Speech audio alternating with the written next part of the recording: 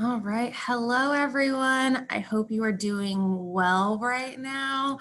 We are very excited to get to help answer some burning questions that our families have. But before we get started, we're going to go ahead and introduce ourselves so you get to know who we are, and we could probably ask some questions that may be tailored to some of the interest of our students as well.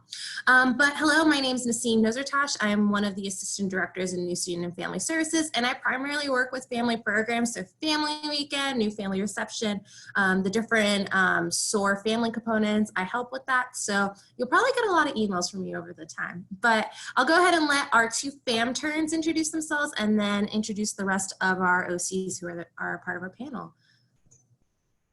Hi everyone, my name is Anna and I'm one of the fam turns. I'm a second year student studying English with minors in Spanish and secondary education. Hi everyone, my name is Daniel Mahmood. I'm a third year psychology major, public health minor. Yeah.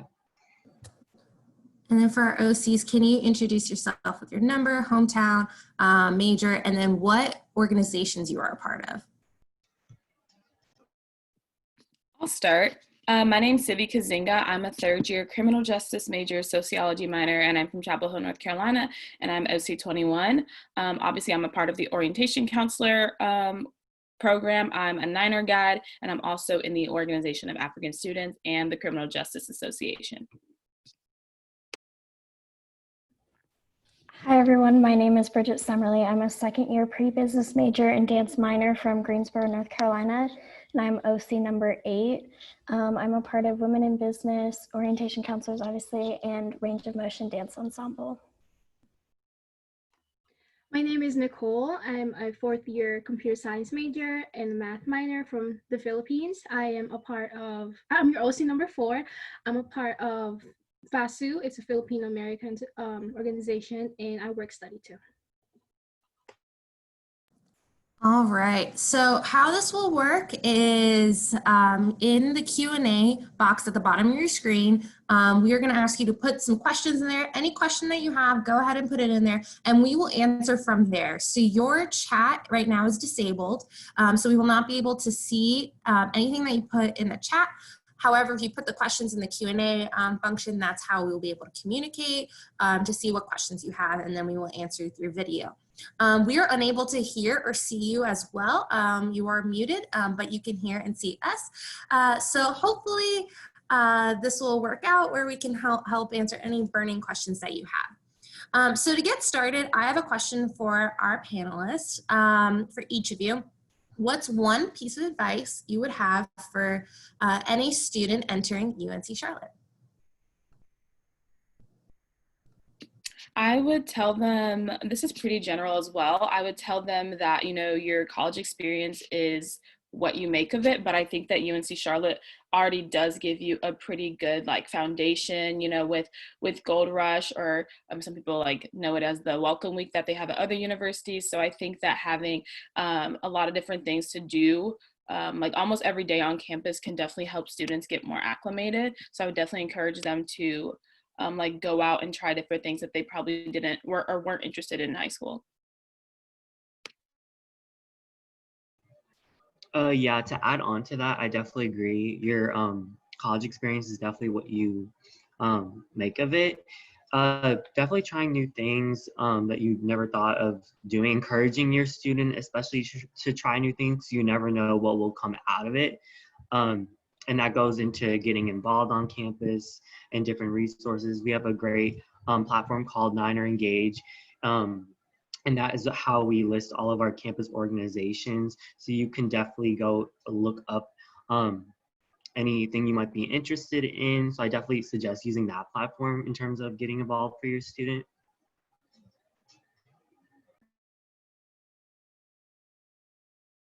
What about our other panelists? What one piece of advice would you have?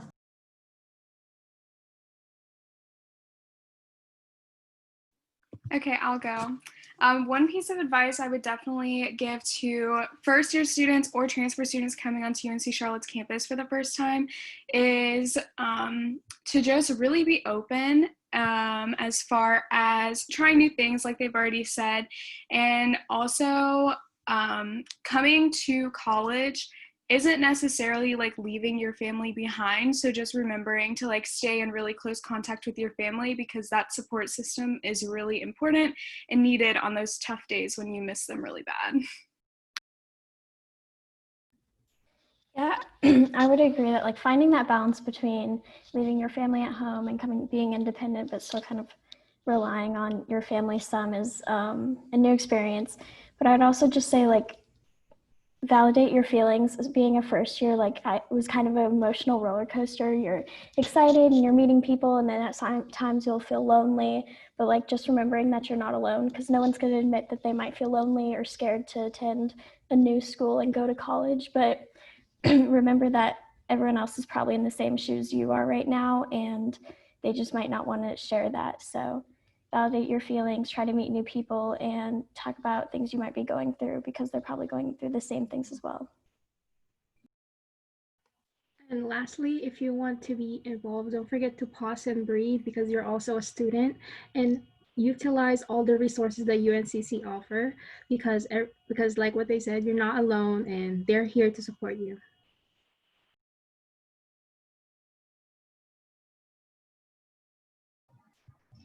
Awesome. So for our first question,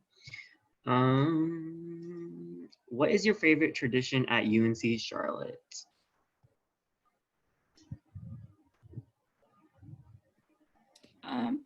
My favorite tradition, I don't know if you were going to answer. My favorite tradition is probably Wear Green Wednesday, just because it's the easiest, and UNC Charlotte does give a lot of free like merchandise. They give t-shirts and they give like wristbands and stuff. So I think that's probably like the easiest one and probably the most accessible one for students. And it's really nice to see like a wave of green across campus on Wednesday.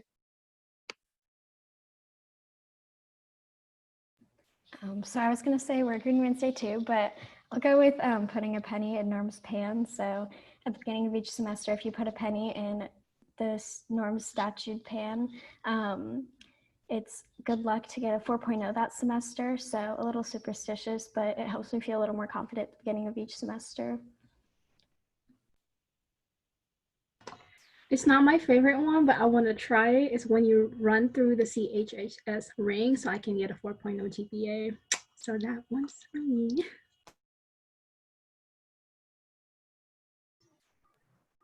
Awesome. Okay.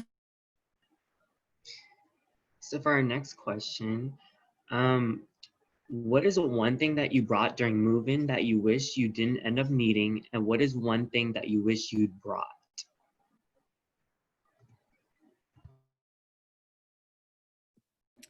I definitely brought way too many clothes. I brought clothes for all the seasons, and I wish I never did that because it was really hard, like kind of moving everything back home.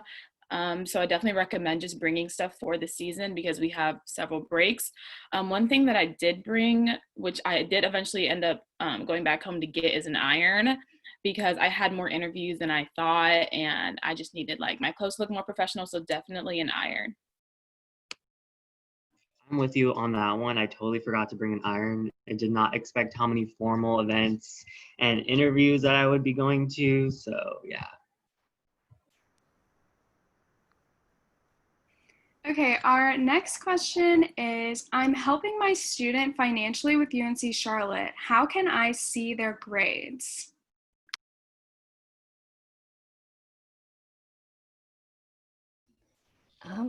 So because of FERPA, which protects students' records, your student will have to fill out forms in order for you to see their financial and academic records.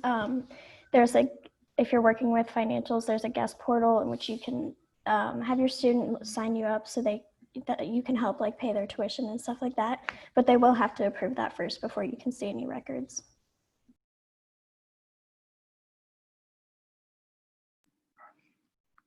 Cool. And then our next question is, what was your experience with online classes and how will online classes work out in the upcoming semester?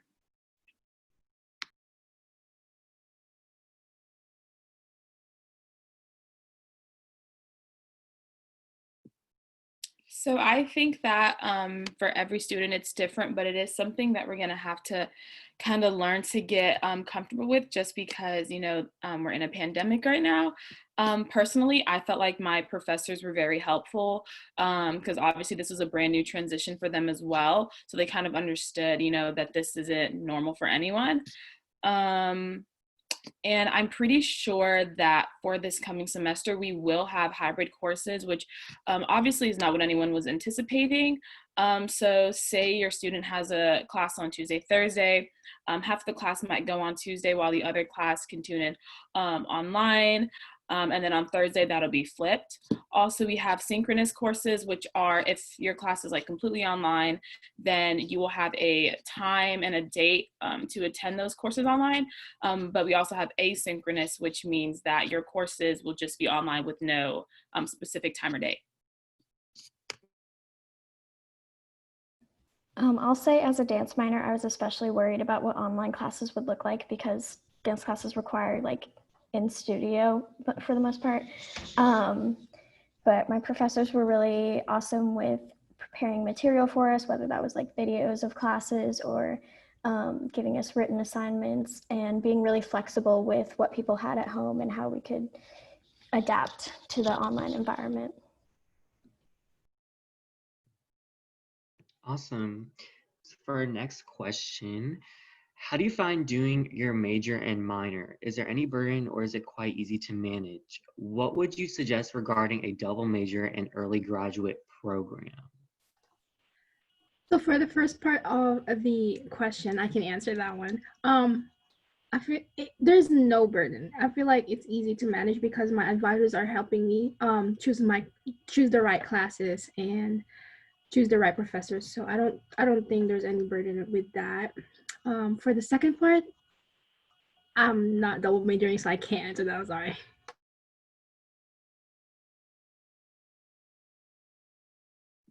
I can also answer the first part of that question. I'm a criminal justice major, sociology minor, and I chose a minor that'll really complement my career so that it can kind of help me figure out, I guess, what I want to master in, but I already kind of know what I want to do leaving undergrad. So definitely having a minor can kind of further your career path and give you a little bit more depth in what you want to go into. Can you repeat your second question, please? Yeah. And what would you suggest regarding a double major and early graduate program? So I would recommend that students speak with their advisor, honestly, because I'm not a double major. I'd recommend they speak with their advisor and figure out like the best path for them because some majors require more hours or less hours than others. So I would definitely recommend speaking to your advisor about specifics about that. I'll also throw in there using degree works, whether you're a double major, minor, or just have a major is really helpful. It'll outline all of the classes you'll have to take to graduate and show you what your progression. And so that can help you kind of gauge when you will be able to graduate or what classes you need to take in order to graduate on time.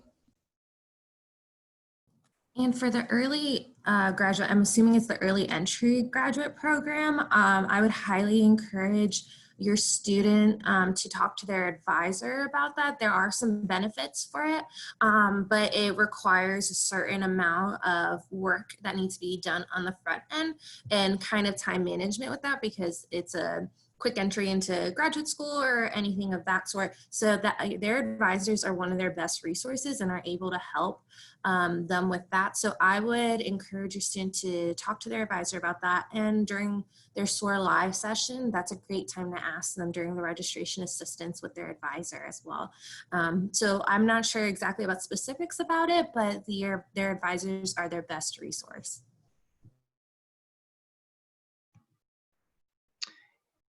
Okay, and for our next question, do you feel safe at UNC Charlotte and does campus have a curfew? That's a good question. Does campus Sorry, I definitely feel safe at UNC Charlotte. Otherwise, I wouldn't have came to UNC Charlotte. We do have campus police. They're 24/7, 365, and they're trained at the same level as the Charlotte-Mecklenburg Police Department, so I definitely don't feel unsafe on campus. They definitely have a presence on campus. You'll see them, traveling by foot. You'll see them in their SUVs. They're around on game days. We also have the Live Safe app, which is how family and friends can track their student if they're walking back to their dorm at night or anything like that. We also have these really big blue emergency light poles that you'll see. If you stand at one light pole, you'll see the other one for sure. And if you press one and go to the next one, campus police will be able to track your location. So those are definitely things that help me feel safe on campus. We also have street lights. There's nothing really to worry about, I guess. And we do not have a curfew on campus. Okay, the next question is, my student is shy but has really close friends at home. He takes time to make friends. How did you all find friends at UNC Charlotte, and how did you stay connected with your friends at home? So my friend group, we all went to different universities. So that was really hard for us because some of them I had been friends with for like 8 years. So I didn't really know many people going to UNC Charlotte. I would say the easiest way that I made friends was living on campus. I lived in a freshman only traditional residence hall. So no one had their own living room space. So we were all in the open spaces for everyone. And that really helped me meet a lot of people, and just getting involved also helped me meet people, especially with common interests. But it can be challenging for some people to stay in touch with their hometown friends, but I would definitely say finding that balance and with your friends and your family back home. It's definitely possible to stay in touch with old friends while making new friends.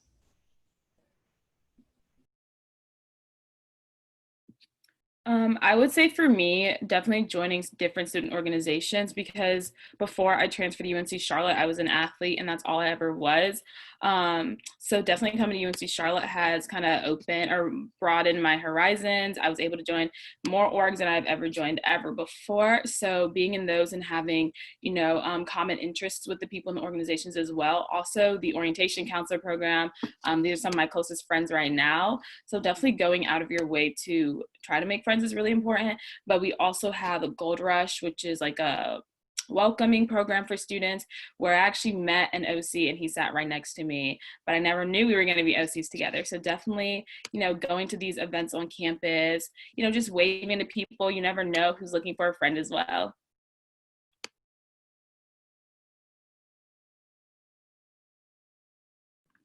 Okay, kind of off of that question, what kind of support groups are available to new students as they transition to college residence halls?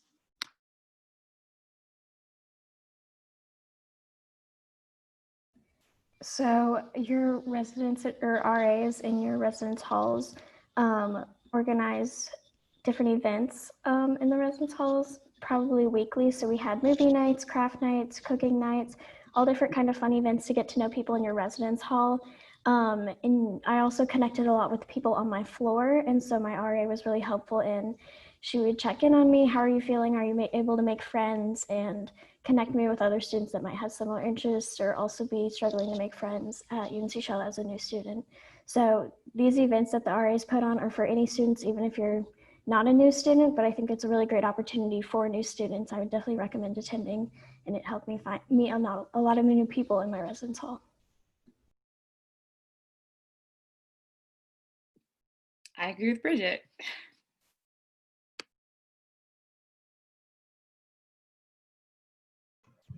Okay, and for our next question, how do you plan to continue certain traditions during the exceptions of this upcoming summer? What are some good ways to meet new people and be involved?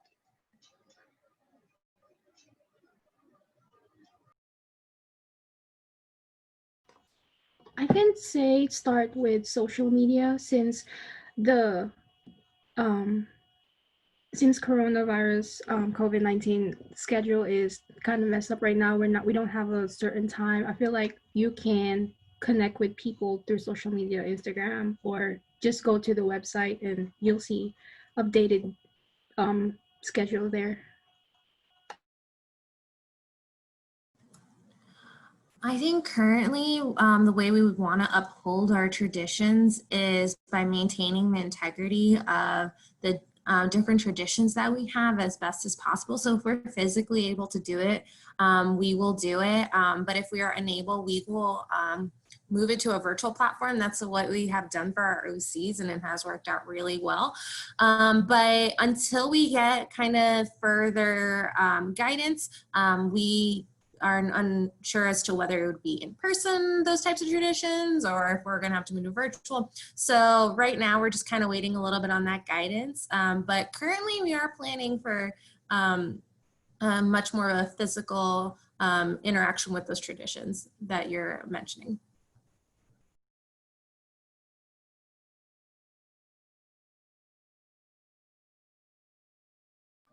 And for our next question, if my student wants to work on campus, how do they get a job? And how do you balance work with school? I can answer this.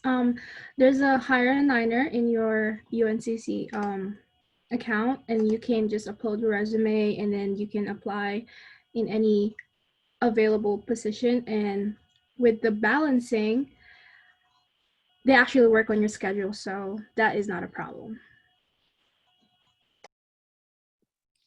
Yeah, that's very true. I have an off-campus job, but obviously I put my academics before I put my job, so I let them know. And it's like I work at a spot that's very close to UNC Charlotte, so they get a lot of students, so they are very flexible with my hours. And I make sure that I have my schedule kind of set before I make my work schedule, because I don't want to have it like overlapping in any way. That way I can have time to go to class and time to study and time to hang out with my friends and time to go to work and like time to like kind of relax my body. So it's definitely not really too much of a challenge to like kind of figure out your work schedule, as long as you're prioritizing your education.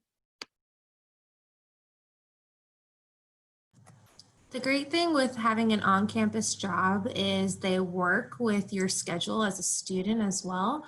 So they know your priority is academics first, and then your work later. So the students can't work more than 20 hours a week, but they will be flexible with the schedules because they understand that students have a heavy course load.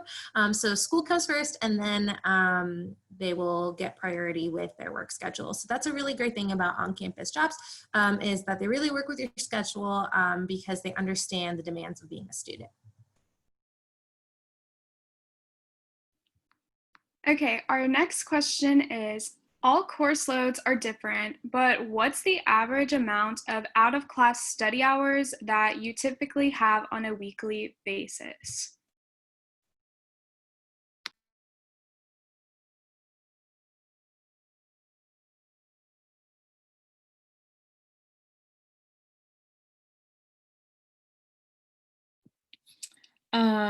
It really does depend on like what your major is. So for me, I'm criminal justice and I've added a minor. Weekly, I don't know, since I have like 3 courses one day and 2 courses another, and like one of them was online, so maybe per day, like 3 or 4 hours, depending on like if it's like a test week or something, or if it's like an essay week or something like that. Then it really just depends. Sometimes I might not have any type of homework or anything for the week, but I will like review material that I've learned over or in the class, which doesn't really take that long because I do take like really good notes when I'm in class. And it also depends if you have a study group, if y'all have a scheduled meeting. So that also can include in your hours. But just like CV, it really depends on the week itself. We also have something called the 3-hour rule. So for 1 hour you spend in a class, you should be spending I believe 3 hours studying outside of the classroom. So like take that into consideration when signing up for how many classes you want to take per semester. I'd also like to add, like during certain parts of school year, it tends to be heavier. So like midterm time, so mid-school, mid-semester, it tends to be busier. During finals, it tends to be busier. So I would take that into account as well. In the beginning, it's not as heavy because usually it's still a syllabi week and kind of getting acclimated to the workload. But for any incoming students who haven't taken a college or university level course, it's definitely something to get acclimated to. Sometimes it's not as heavy as a course load as high school could be, or it could be heavier. So it just kind of depends on the student and their major, but it's more of the acclimation that's a little bit difficult, trying to figure out where that accountability is. But there's definitely points in the semester where it's much heavier than the others. But the 3-hour rule is a good one to do as well, just to get a heads up on it. And our next question is, how do organizations work? Are there any specific times for their meetings or events? Yeah, so most organizations will meet either weekly, bi-weekly, monthly. But as far as the organizations I'm a part of, sometimes it can be a little hard to balance, but they tend to have different options. So they might have some on Mondays, some on Wednesdays, some on Tuesdays, like just to help you balance with like other obligations you have. And there are over 400 organizations. So maybe one doesn't work with your schedule this semester, but next semester you can join, or you can find something that's similar. So I've been able to balance all of my organizations pretty well because of that.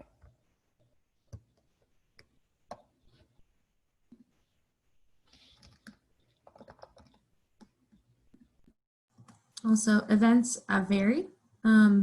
There's no specific time usually for events. They tend to be after like 5 usually because they want students to be able to attend if it's a public event, but events tend to be not usually interfering with academics.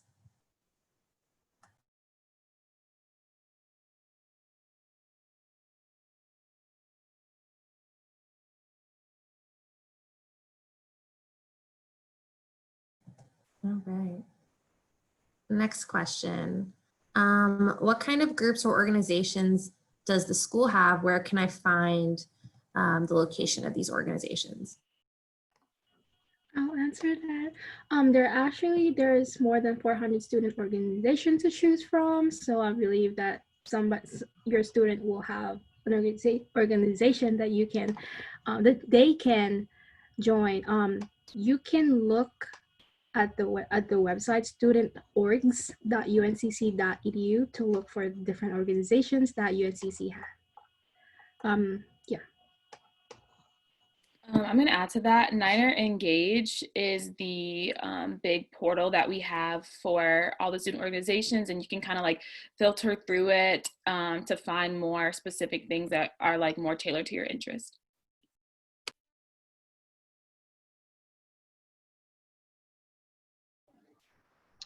And for our next question, will Go Rush look different this year due to COVID-19? Yeah, so some of the Gold Rush events might be hybrid, and if they're in person, they will definitely require social distancing or face coverings to abide by the university's policies for COVID. But we're still hoping to put on a equally exciting and welcoming Gold Rush experience for students and connect them with just as many people or organizations, even though we can't do it how we normally would.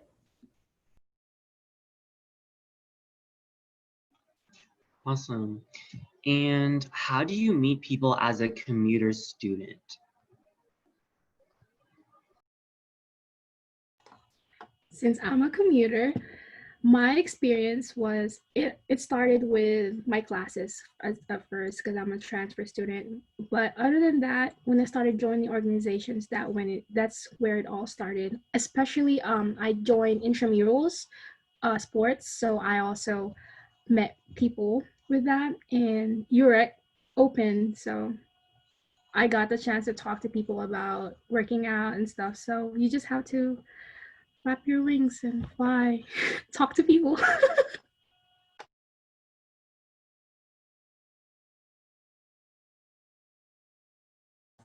Back when I was in school, I was a commuter student, and that sounds weird. Back when I was in school, I was a commuter student, and kind of the thing that I had to do was I had to force myself to stay on campus a little bit to make sure that I just don't go home when I have those off times. Number one, parking sucks to leave in the middle of the day. So that was also helping me stay on campus. I got an on-campus job. I worked in orientation undergrad, and that kind of got me to where I am today, working in orientation right now.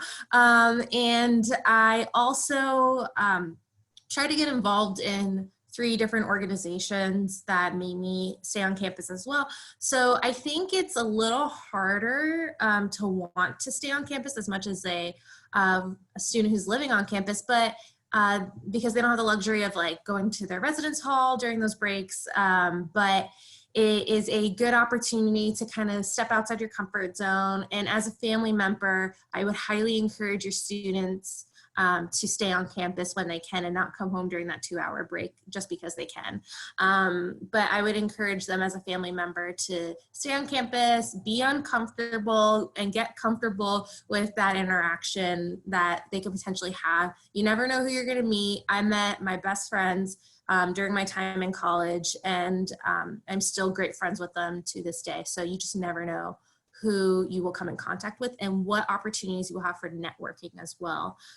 So just know that having them staying on campus is a great big part of their college experience. Yeah, and to add on to that, my first semester, I was also a commuter student. My first semester of my first year, I was a commuter student.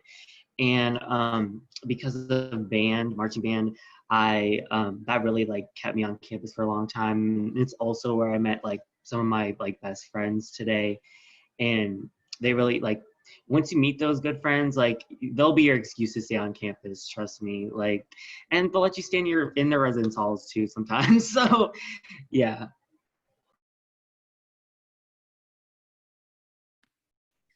Next question is, what is the best way that you have found to get textbooks? So the best way to get textbooks is through our university bookstore. But if you do find a book on Amazon for a lower price, our bookstore will price match with Amazon. They also have a feature on the university bookstore website where you can put in all of your classes and like what section you are, and it'll match with your professor's textbook requirement and link you directly to which books you need, and you can like add it straight to your cart. You just have to put your schedule in. They have different options for used books that past students who took that course have already taken. You can like take your own notes in it and then just return it at the end of the semester if you don't think you'll need it again. So there are a lot of different options, and yeah, they do price match, which makes buying textbooks a lot more affordable. Yeah, and also just a little piece of advice that I should have followed when I was first coming to UNC Charlotte last year is to not buy your textbooks super early. Wait until you get your syllabus from your professor and make sure you actually need all the textbooks that are listed, because sometimes professors will change it or they'll want you to have a newer version or something like that. So just waiting for the syllabus, and also just waiting till probably like the first day of class to hear from your professor, or if they email you and things like that, because the textbook list isn't always the same every year.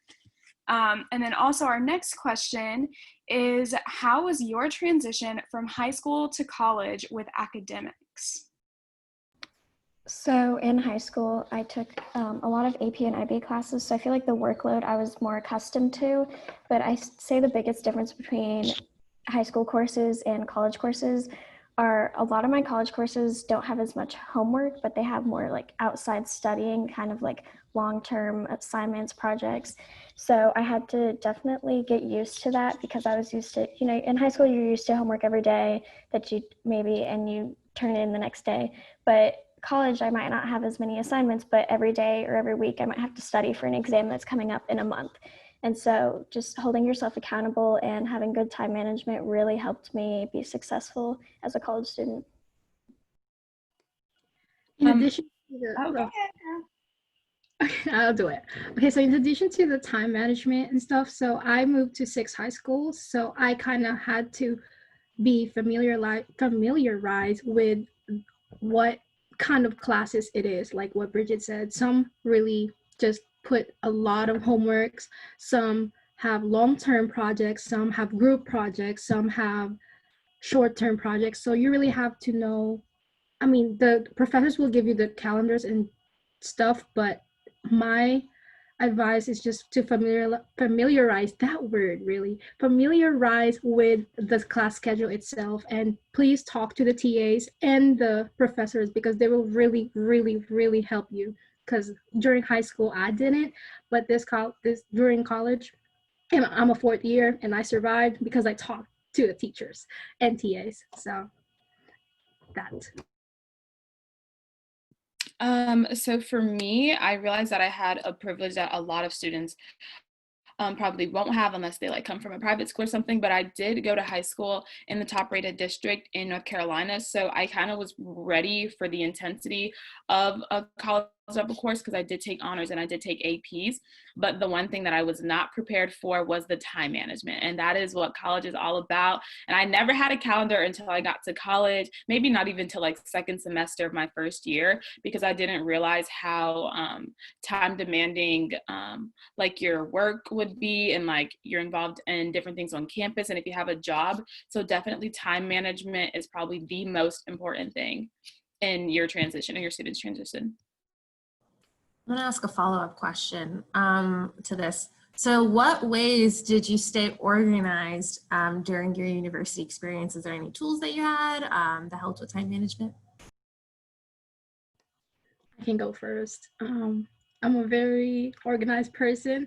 At first, I thought journals will help me, but sometimes it takes a lot of time to take out of your journals and write it down. So I use Google Calendar. It's my best friend since I was a first year in college. It will help you. It will just pop a notification up like you have a class or you have a meeting or you have an interview, and that really helps out. So that Google Calendar, please use that. Please utilize that. Thank you. Yeah, I would second Google Calendar. It's really easy to be able to pull out your phone, especially if things change really quickly. So not having to scratch it out on paper, but different things work for different people. So taking your first year or your first semester, that's likely going to be maybe one of your easier semesters to kind of learn what works best for you, and as far as organization or even studying as well. But like Nicole mentioned earlier, a lot of your syllabi will give you a schedule for the whole semester. So just plan ahead as much as you can so that you're not caught up like cramming for an exam or something. Or so if you have a student event or student organization event or something like that around a busy academic period, like you'll be prepared to handle all of that by planning ahead. Also, for staying organized with classwork specifically, my biggest life hack, I guess, is to get a 5-subject notebook. It literally saved my life because in high school, I was always that girl to like forget one of my notebooks at home. Like I would have separate notebooks for each class and I'd forget one at home, or I would like lose it or something. I don't know, but having a 5-subject notebook, especially if you're taking 5 classes, it just fits perfectly.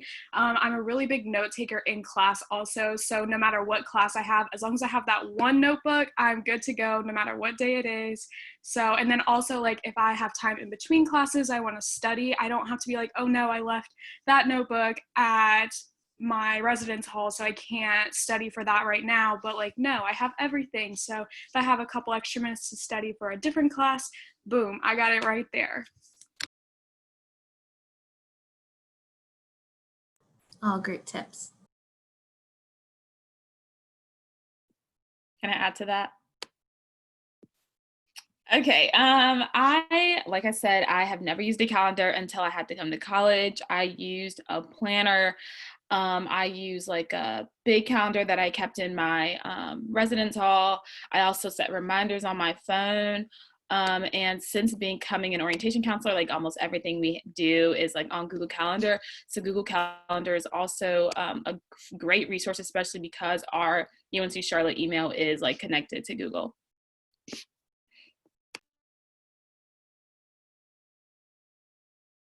All right, this is going to be the last question.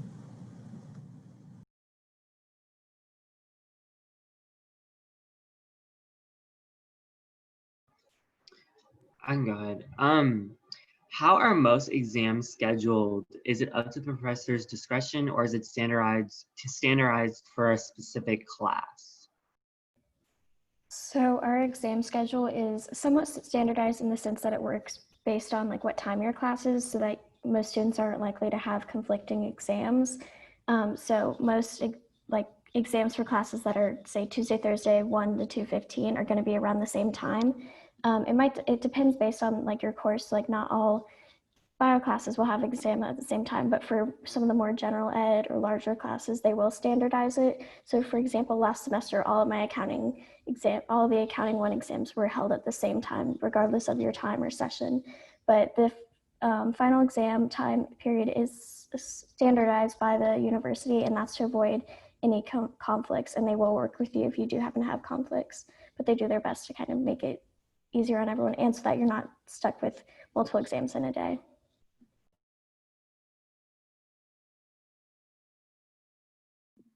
That was a great answer, Bridget. I will add though, some professors, well, while all of them are required to have like final exam, like scheduled times, you might have already taken your final exam before the time, and you just have like a project due or a presentation due during that period, and that could kind of serve as your final as well.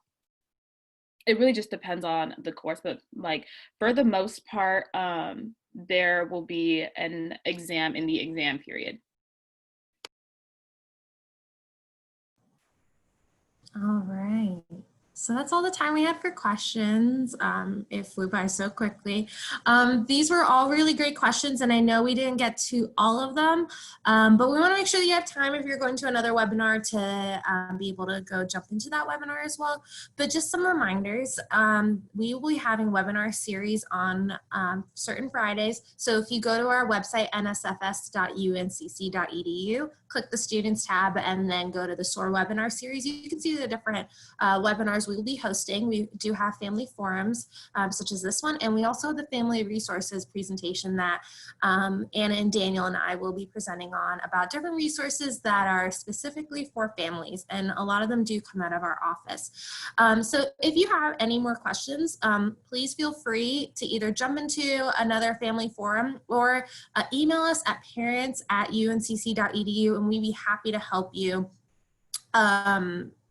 with that question that you have.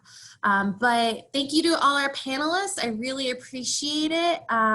Sorry, it's parents@uncc.com. My bad, wrong one. But if you just go to our website, you'll see all of our contact information. You can contact also NSFS if your students have questions. If they haven't gone to SOAR Live yet, they might be able to meet one of these OCs, and one of these OCs may be part of their group. So please feel free to utilize our different resources that we have online. They are for you. All right, thank you to our panelists. I appreciate it. Okay, bye.